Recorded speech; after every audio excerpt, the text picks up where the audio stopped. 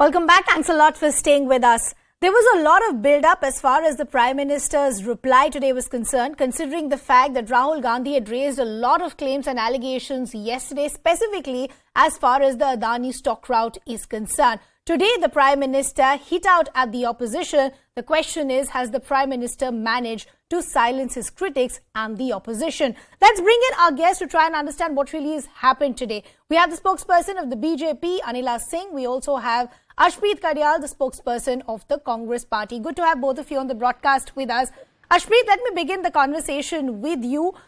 No denying the fact this was a fiery response. He minced no words, hit out at the opposition on multiple issues. Let's begin with the larger point that the Prime Minister was making, that today there is a deliberate attempt in the country to create an environment of negativity because this is just the pattern that the opposition enjoys. They want to indulge in criticism. It's not constructive, but it's for the sake of just opposing anything that the government does, simply because the opposition can't digest the fact that the growth story that India is seeing under the Modi regime.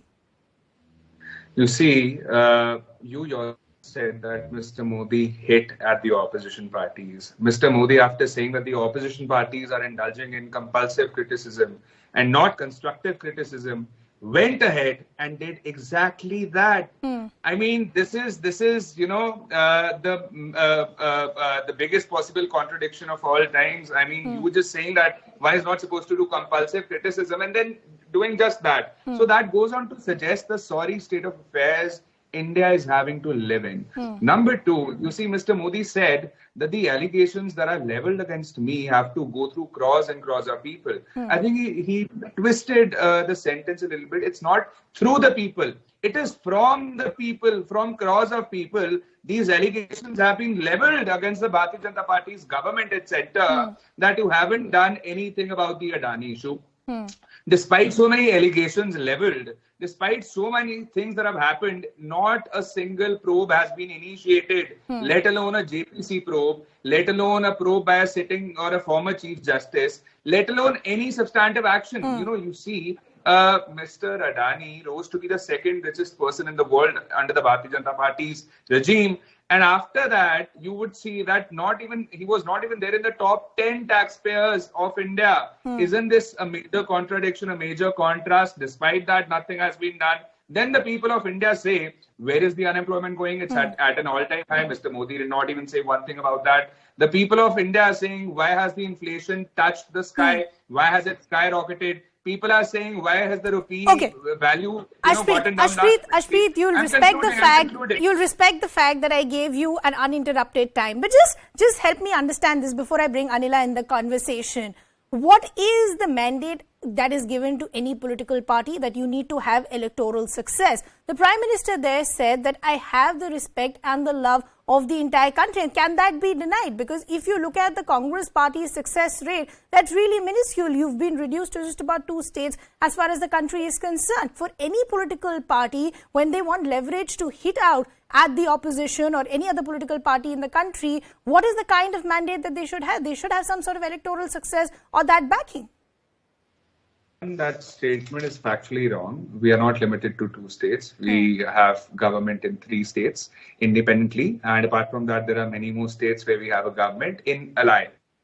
Now, answering your question, if the people really have faith in the government or in Mr. Modi, and Mr. Modi also made this big remark that, that the people of India can see through your lies and all of that. I think it's not us that have lied. It is the BJP that has lied when it's promised 15 lakh rupees, when it promised 2 crore jobs per year, when it promised doubling farmers' income by 2022, when it promised jobs, but nothing has been delivered. Diesel, petrol, wheat, milk, paneer, everything's, skyrocketed, the prices of it. And last but not the least, Mr. Modi said that the opposition party should thank the enforcement director.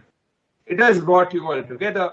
I think Mr. Modi did see through it, that despite so many raids, despite so many, actions by the ED, the conviction rate is 0.9%. 0.9%. This goes on to suggest many things that are wrong here in the system. But Mr. Modi did not. Arshpreet, I want to bring Anila also in the conversation, but I just want to say this. While it is the right of the opposition to hit out at the ruling party and to have differences, that is how a vibrant democracy functions. But I just don't understand for how long can we continue to question the integrity of the agencies. To have political differences is one side, to question the integrity of the Supreme Court and the agencies is another. But let me bring Anila also in the conversation. Anila, the criticism that's coming in from the Congress party is that all the questions and issues that they wanted raised were completely ignored as far as the Prime Minister is concerned. They've been demanding a JPC as far as the Adani issue is concerned. They've been wanting a Supreme Court monitored probe, but none of that was mentioned.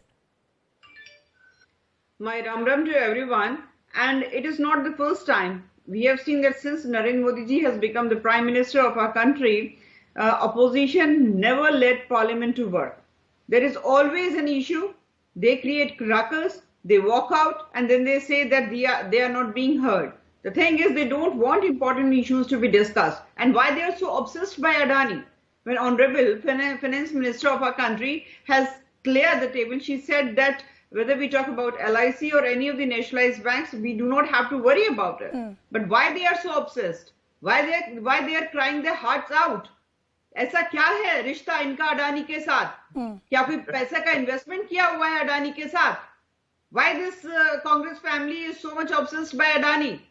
When government is saying that people living in our country is not going to get affected whatever loss Adani's company is facing, then also they are saying Adani, Adani, Adani, Adani. मुझको तो लगता है जरूर इनका कहीं ना कहीं पीछे से बैकडोर से कुछ इन्वेस्टमेंट है. That is why they are so obsessed. And that is why Congress का कोई बैकडोर का क्या इन्वेस्टमेंट है? Why is the opposition so obsessed with Adani? And I agree with the point that Anila ji is making, specifically as far as just facts are concerned. We had the finance minister speaking to us here at Network 18, and she categorically spoke as far as the exposure of both SBI and LIC is concerned, saying that it's all within the permitted limits. And then you had the managements also saying SBI said it's just about 0.88 of the loan book.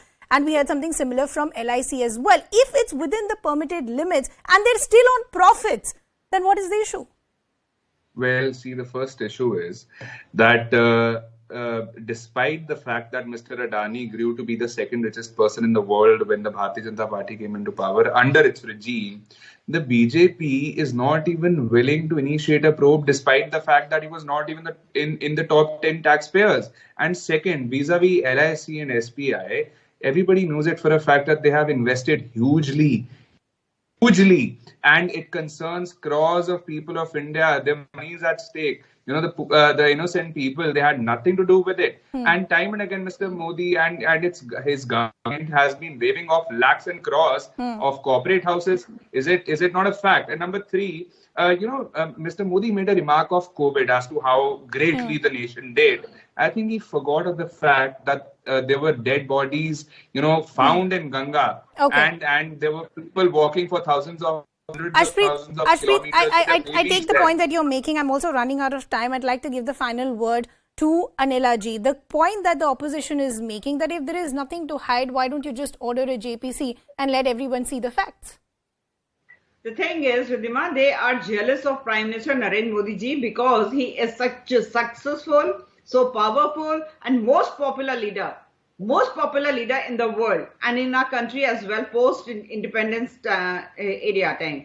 So because he has always worked for this country and for the betterment of the people, his popularity increases each day. That is the worry of Congress party or this Gandhi family or the opposition, whatever you want to say. I just want to say one thing in one line, that whether we talk about women empowerment, whether we talk about socio-political front, foreign policy, politically, farmers, youth, I mean, in each and every vertical. Anila ji, I apologize for interrupting. I will give you more.